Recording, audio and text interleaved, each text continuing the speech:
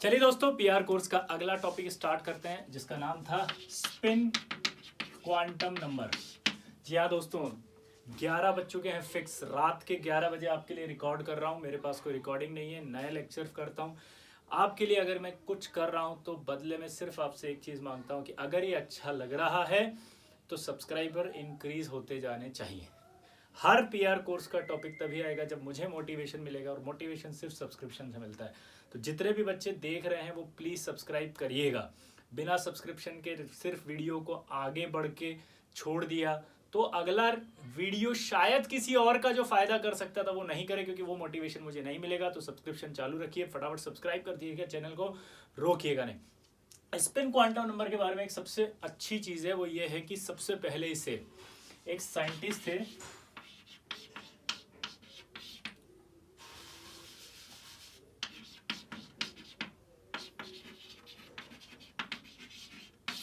Ralph क्रोनिंग। Ralph क्रोनिंग सबसे पहले electron का अपनी एक्सिस पर स्पिन होता है ये चीज लेकर आए। क्या लेकर आए वो? उन्होंने बताया कि इलेक्ट्रॉन अपनी ही एक्सिस पर स्पिन कर रहा होता है। लेकिन इसके इस आइडिया को बहुत खतरनाक तरीके से रिजेक्ट कर दिया पाउली और हाइजेनबर्ग, दो साइंटिस्ट थे। पाउली ने भी कह दिया, डांट के बोला, किस तरह का आप अनइमेजिनेशन वाली चीजें भी मत लाया करो, ये इमेजिनेटरी चीजें हैं, ऐसा कुछ नहीं होता, भगवान से। चल, बहुत गुस्सा आ गया इनको इतना गुस्सा आया कि इन्होंने अपनी इस रिसर्च को पब्लिश ही नहीं किया। इन्होंने कहा कि इलेक्ट्रॉन स्पिन अपनी एक्सिस पर करता है, इसका क्रेडिट अब किसी और को लेने दो, मैं अपनी रिसर्च ही पब्लिश नहीं करूंगा भाई। बाद में दो डच साइंटिस्ट, समझ गया बात को,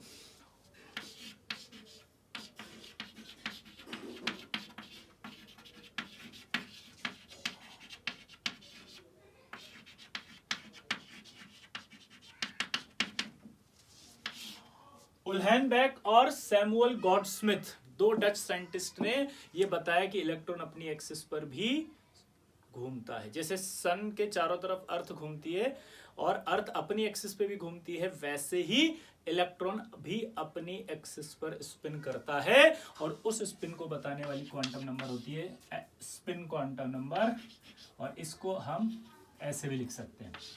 तो इसका जो रिप्रेजेंटेशन है दोस्तों वो क्या हो सकता है? स्मॉल एस और एम एस, ये दोनों स्पिन क्वांटम नंबर को बताते हैं। और ये इतिहास आपके माइंड में होना चाहिए, क्योंकि जिन्होंने इतनी मेहनत करी है एटलीस्ट हम उन्हें कुछ दे नहीं सकते, बस उनके बारे में कुछ तो पता होना चाहिए ना। और ये बहुत रेयरेस्ट चीज़ होती है जो आपको कहीं नहीं पता चलती, कोई नहीं बताता है, लेकिन आपको यहाँ पता चला, तो आज आप इनको रेस्पेक्ट और रिगार्ड दीजिएगा, ठीक है। चलिए दोस्तों, अब आगे बढ़ते हैं कि स्पिन क्वांटम नंबर अब क्या बताती है। ये समझ में आ गया है, और ये समझ में आया कि इलेक्ट्रॉन के स्पिन को बताती।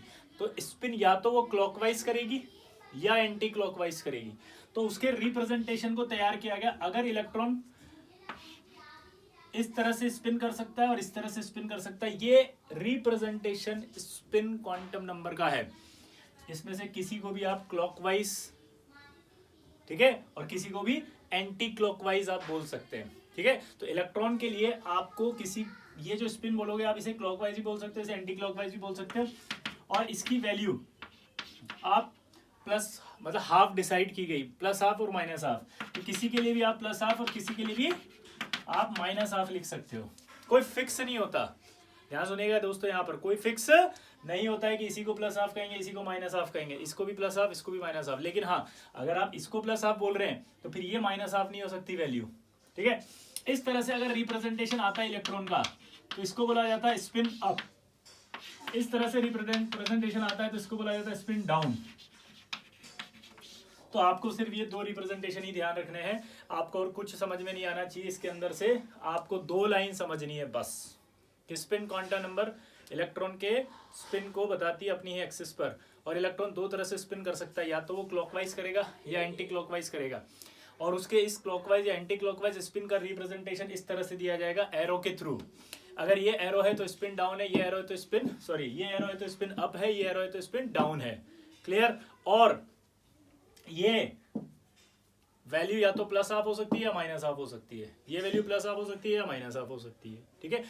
अगर इसकी वैल्यू प्लस हाफ ले रहे हो तो उसकी माइनस हाफ लेनी पड़ेगी, इसकी माइनस हाफ ले रहे हो तो उसकी प्लस हाफ लेनी पड़ेगी। दैट्स इट, ये स्पिन क्वांटम नंबर होती है। अब स्पिन क्वांटम नंबर के बाद जब हम बात करते हैं तो अगला आता है अब पाउली एक्सक्लूजन प्रिंसिपल।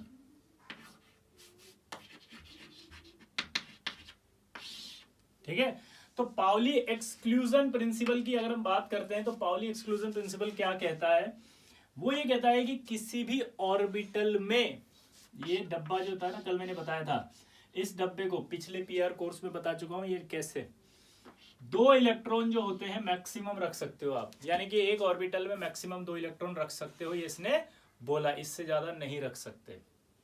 अब आपको फिर वही डाउट आएंगे क्यों नहीं रख सकते, क्या फर्क पड़ेगा। तो यहाँ दोस्तों एक बात ध्यान रखिएगा, ये चीजें जैसी माइंड में आए ना तो आपको पता चलना चाहिए कि हम धीरे धीरे आगे पढ़ते हैं तो ये सब समझ में आने लग जाता है, लेकिन इसकी वजह से जो बेसिक चीज है वो नहीं खराब करनी।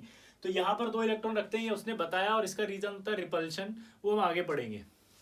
तो 2 रख सकते हैं, पहला पॉइंट उसने बोला। दूसरा पॉइंट उसने क्या बोला कि ध्यान से सुनिएगा, जो 9th 10th के बच्चे हैं और जो 11th के इसको को देख रहे हैं, उन्हीं के मन की बातें बता रहा हूं मैं। उनको यही डाउट आता है कि 2 क्यों रख सकते हैं, 3 क्यों नहीं रखते। और ये कोचिंग के अंदर जब हम पढ़ रहे होते हैं तो बहुत परेशान हो जाते हैं इन सब क्वेश्चंस को लेके, सर ऐसे क्यों रखा, ऐसे क्यों रखा, सर इस डब्बे का नाम क्या है, ऑर्बिटल। ठीक है, यहां पर दूसरी बात उसने कही कि कभी भी किसी भी इलेक्ट्रॉन के लिए, किन्हीं भी 2 इलेक्ट्रॉन्स के लिए चारों क्वांटम नंबर की वैल्यू सेम नहीं हो सकती। क्या बोला उसने, कभी भी 2 इलेक्ट्रॉन के लिए चारों क्वांटम नंबर की जो वैल्यू है वो सेम नहीं हो सकती। कभी भी 2 इलेक्ट्रॉन के लिए चारों क्वांटम नंबर की वैल्यू सेम नहीं हो सकती। जैसे मैं कहूं हीलियम, इसका एटॉमिक नंबर 2 है और इसमें अगर आप इलेक्ट्रॉन भरोगे तो 2 भरोगे, ये 2 भर दिए। अब जब ये 2 इलेक्ट्रॉन आपने भरे, इसके अंदर भर दिए, जब आपने ये 2 इलेक्ट्रॉन इसमें भरे तो इसमें भरने के बाद आपको एक चीज समझ में आनी चाहिए, क्या कि अगर मैं इस इलेक्ट्रॉन की बात करूं, इस इलेक्ट्रॉन की बात करूं, तो n की वैल्यू इस इलेक्ट्रॉन के लिए भी 1 है, इसके लिए भी 1 है। l की वैल्यू इसके लिए भी क्या है, 0, क्योंकि s है, इसके लिए भी 0 क्योंकि s ऑर्बिटल में है। m की वैल्यू इसके लिए भी 0, इसके लिए भी 0 क्योंकि s ऑर्बिटल में। जिन बच्चों को ये चीज समझ में नहीं आ रही वो पिछला लेक्चर देखना प्लीज, क्लियर। जिन बच्चों को भी समझ में नहीं आ रहा वो क्या देखेंगे, पिछला लेक्चर, क्लियर। अब बात आई किसकी, s, यानी कि स्पिन क्वांटम नंबर की। तो अभी बताया था कि अगर ये वाला आप लेते हो प्लस हाफ तो ये अंडरस्टूड हो जाएगा कि ये वाला आपको क्या लेना है, माइनस हाफ। ये अगर प्लस हाफ लेते तो ये क्या लेना है, माइनस हाफ। तो आप देख सकते हो इन दोनों इलेक्ट्रॉन्स की स्पिन क्वांटम नंबर की वैल्यू डिफरेंट आ गई। आप देख सकते हो कि इनकी स्पिन क्वांटम नंबर की वैल्यू क्या आ गई, डिफरेंट। तो दोस्तों यही बात पाउली ने कही कि किन्हीं भी 2 इलेक्ट्रॉन्स की चारों क्वांटम नंबर की वैल्यू सेम नहीं हो सकती, सेम नहीं हो सकती। बस इतना सा है पाउली रूल, कुछ भी नहीं है और, ठीक है। लेकिन प्रॉब्लम यह है कि सवाल कैसे आएंगे, तो अभी सवाल सिखाते हैं आपको, ठीक है। पाउली के बाद आता है आपका एक n+l रूल,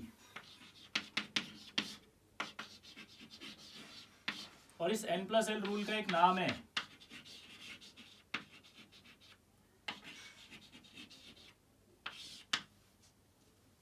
ऑफबाउ रूल। क्या नाम है, ऑफबाउ रूल जो होता है उसे n+l रूल कहा जाता है। ऑफबाउ एक जर्मन वर्ड है, कोई साइंटिस्ट नहीं है। बहुत बड़ा मिसकंसेप्शन होता है, लोग सोचते हैं ऑफबाउ एक साइंटिस्ट है, नहीं, ये एक जर्मन वर्ड है जिसका मतलब होता है बिल्डिंग अप। जिसका मतलब क्या होता है, बिल्डिंग अप। क्या होता है, बिल्डिंग अप। क्या होता है, बिल्डिंग अप। तो ये आपका ऑफबाउ रूल हो गया, n+l रूल हो गया, बिल्डिंग अप इसका मतलब है। ये क्या बताता है, n+l रूल से हम किसी भी ऑर्बिटल की एनर्जी को डिसाइड करते हैं। देखिए ध्यान से, n का मतलब हो गया principal quantum number. Principal quantum number मैंने पहले लेक्चर के अंदर बताई थी कि दूसरे लेक्चर में, पीआर का दूसरा लेक्चर था, उसमें बताया था कि जैसे जैसे प्रिंसिपल क्वांटम नंबर बढ़ेगी वैसे वैसे एनर्जी बढ़ेगी। l का मतलब बताया था कि जैसे जैसे आपका क्या बढ़ेगा, बोलो, l मतलब सबशेल, यानी कि अजीमुथल क्वांटम नंबर बढ़ेगी वैसे वैसे सबशेल की एनर्जी बढ़ेगी। तो इन दोनों से क्या निकाल लेते हैं हम, उस ऑर्बिटल की एनर्जी, ठीक है। तो उन्होंने कहा इस रूल के अंदर ये बात आई कि अगर n+l जो है उसकी वैल्यू अगर इंक्रीज होगी तो एनर्जी ऑफ ऑर्बिटल भी इंक्रीज होगी।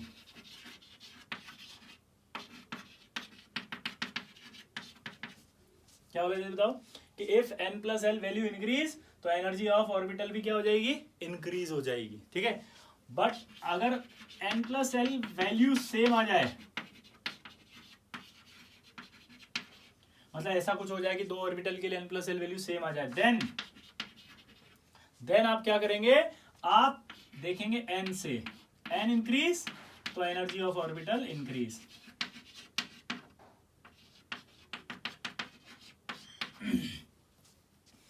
n plus L value same then n increase energy of orbital increase. Simple है भाई, क्या सिंपल है जल्दी बताओ यार। एक सिंपल सी बात बताऊं कि n plus L rule energy को बताता है। अगर energy n plus L rule से देखेंगे तो n प्लस एल वैल्यू अगर बढ़ रही है तो एनर्जी बढ़ रही है, बराबर है तो n से देखते हैं, क्योंकि शेल अगर ज्यादा हो गया, शेल का वैल्यू ज्यादा है तो भाई शेल ही तो एनर्जी को बताता है। प्रिंसिपल क्वांटम नंबर ही बताती है कि दूसरा शेल अगर सबसे ज्यादा दूर है तो एनर्जी सबसे ज्यादा है। अब इसके सवाल कैसे कैसे आएंगे, जैसे आपको बोलेगा 2s और 3s में किसकी एनर्जी ज्यादा, तो आप n प्लस एल रूल से निकालेंगे। यहाँ n की वैल्यू कितनी है 2, ये s की वैल्यू कितनी है 0, यहाँ टोटल कितना आया 2, ये आया 3, ये प्लस s तो ये कितना आया 3।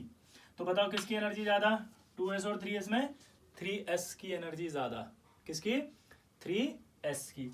एक और सवाल, अगर मैं कहूँ यहाँ पर आपका 2p और 4s इसकी एनर्जी ज्यादा, तो यहाँ n प्लस एल की वैल्यू बात करेंगे तो 2p के लिए 1 होती है वैल्यू, पिछले लेक्चर में बता चुका हूँ। जिन बच्चों को ये समझ में नहीं आ रहा कि सर आप ये p का वैल्यू 1 क्या रख रहे हैं, s का वैल्यू क्या रख रहे हैं, बेटा आप सबसे रिक्वेस्ट है कि उन वीडियोस को देखो जिसमें इतनी मेहनत करके बनाया गया है सिर्फ आपके लिए, तो आप उसको पूरा ध्यान से देखिएगा।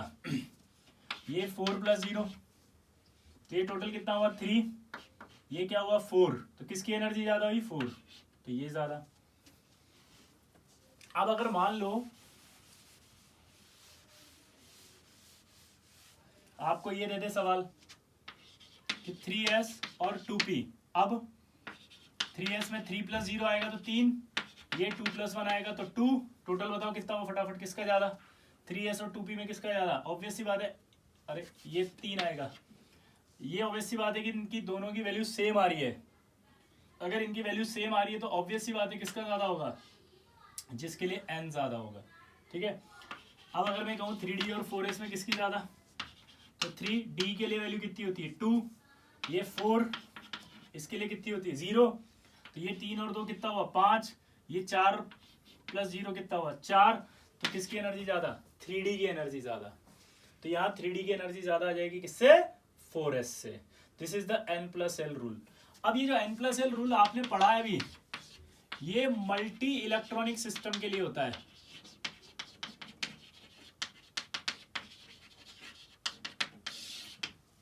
किसके लिए होता है बेटा, मल्टी इलेक्ट्रॉनिक, मतलब एक इलेक्ट्रॉन से ज्यादा, क्योंकि सिंगल इलेक्ट्रॉनिक सिस्टम की जब हम बात करेंगे,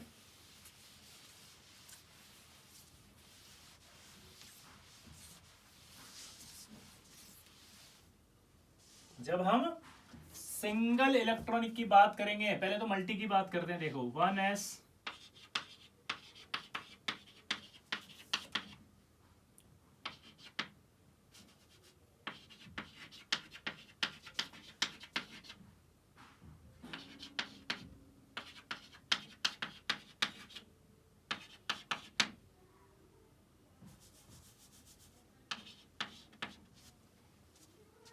आपसे कहा कि इनको एनर्जी के इंक्रीजिंग ऑर्डर में जमाओ। अब इनको एनर्जी के इंक्रीजिंग ऑर्डर में जमाएं तो सबसे कम तो 1s का होगा। इन दोनों में देखें तो 2 प्लस 0 2 प्लस 1, तो ये 2 वैल्यू आएगी 3 वैल्यू आएगी, तो कौन ज्यादा 2p ज्यादा। यहाँ देखें तो 3 प्लस 0 3 प्लस 1 3 प्लस 2, तो पहले तो इन दोनों में देखो 3, ये 4 ये 5, तो ये 3s 3p। अब ये देखो 4 प्लस 0, तो यहां पर ये वैल्यू है 3 प्लस 2 5, 4 प्लस 0 4, तो इसका मतलब अब आएगा पहले 4s फिर आएगा 3d। ये एनर्जी का ऑर्डर है, किसका ऑर्डर है, ऑर्डर ऑफ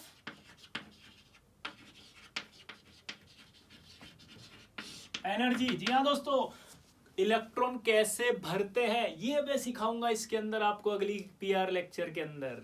पीआर का मतलब प्री रिक्विजिट कोर्स, जो आपको आना चाहिए। देखो अब ऐसा नहीं लग रहा इलेक्ट्रॉनिक कॉन्फ़िगरेशन वाला अरेंजमेंट बन रहा है, मैं सिखाऊंगा, चिंता मत करो। अगला अब कौन आएगा, 4s, फिर 3d, फिर 4+1 5, तो ये आ जाएगा 4p, फिर आएगा 4+d, कितना हुआ ये 4+2 6, 4+3 5+0, तो यहाँ देखें अगर तो दिमाग की बत्ती जलेगी। 4+1 5 और यहाँ पर आएगा ये आपका 5+0 भी 5, तो 4p आ गया। 4p के बाद ये 5 आएगा 5s, तो आप देखो क्या बन रहा है ये s, sp, sp, sdp। तो अगला आप क्या बनेगा 5s, अगला क्या बनेगा 5s। 5s के बाद अब क्या आएगा,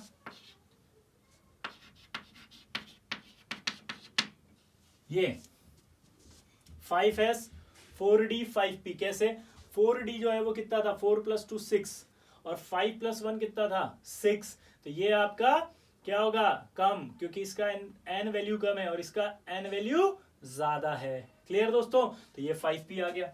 अब 5p के बाद ये देखो आप कितना हुआ 5+2, या इन्हीं को रहने देते हैं अभी, है ना, अब तो आपको कर ही लेंगे, जगह भी नहीं है।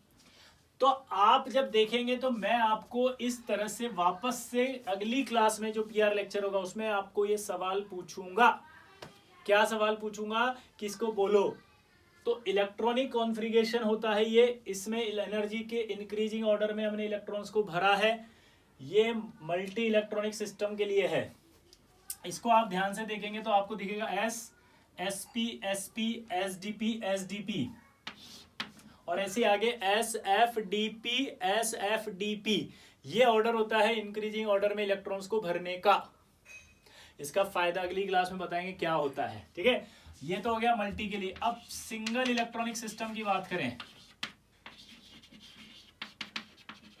Single electronic system like hydrogen जैसे, तो उनमें क्या होता है कि 1s 2s और 2p की एनर्जी बराबर, 3s 3p 3d की एनर्जी बराबर, 4s 4p 4d 4f की एनर्जी बराबर, 5s 5p 5, यानी कि सिंगल इलेक्ट्रॉनिक सिस्टम में एनर्जी जो होती है वो decided by n increase, energy of orbital increase. लेकिन ये किस में होगा, सिर्फ सिंगल इलेक्ट्रॉनिक सिस्टम में मेरे दोस्त। किस में होगा, सिंगल। जैसे H में होगा, या आपने कहा कि लिथियम पर +2 चार्ज लगा दिया तो 1 इलेक्ट्रॉन बच गया। आपने हीलियम लिया, हीलियम पर +1 लगा दिया, 1 इलेक्ट्रॉन बचा। तो जब भी कभी एटम में किसी आयन में अगर 1 इलेक्ट्रॉन आ जाए तो आपको ये ऑर्डर फॉलो करना है जिसमें शेल वाइज एनर्जी होगी, यानी कि उसमें 2s और 2p की एनर्जी बराबर होगी, 3s 3p 3d की एनर्जी बराबर होगी। क्लियर, तो एक सवाल बन गया।